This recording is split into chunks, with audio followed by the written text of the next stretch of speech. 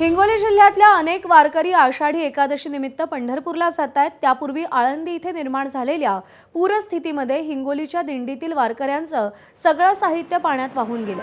त्यांचे पिकअप आणि ट्रक सुद्धा पाण्यामध्ये अडकून पडलेत आणि आता या वारकऱ्यांवरती उपासमारीची वेळ आली असून ही बातमी एबीपी माझानं लावून धरल्यानंतर या बातमीची दखल हिंगोलीचे जिल्हाधिकारी राहुल गुप्ता यांनी घेतली आहे। पुरामध्ये साहित्य वाहून गेलेल्या हिंगोली जिल्ह्यातल्या त्या दिंडीला सर्वतोपरी मदत केली जाणार असून त्यांना लागणारं अन्नधान्य त्यासोबत गॅसचा पुरवठा जिल्हा प्रशासनाच्या वतीनं केला जाईल अशी माहिती हिंगोलीचे जिल्हाधिकारी राहुल गुप्ता यांनी दिली आहे।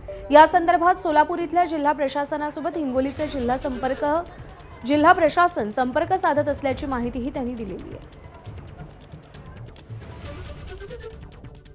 काही जे वारकरी होते त्यांच्या जे आहे ते सामान घेऊन गेले होते ते जे आहे ते पुरामध्ये अडकलेलं होतं आणि त्याच्यामध्ये ते वाहून पण गेलेलं आहे।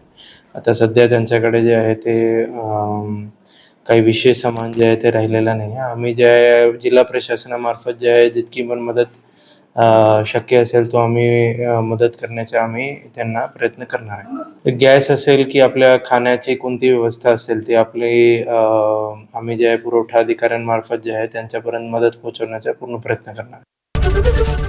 एबीपी माझा, उघडा डोळे बघा नीट।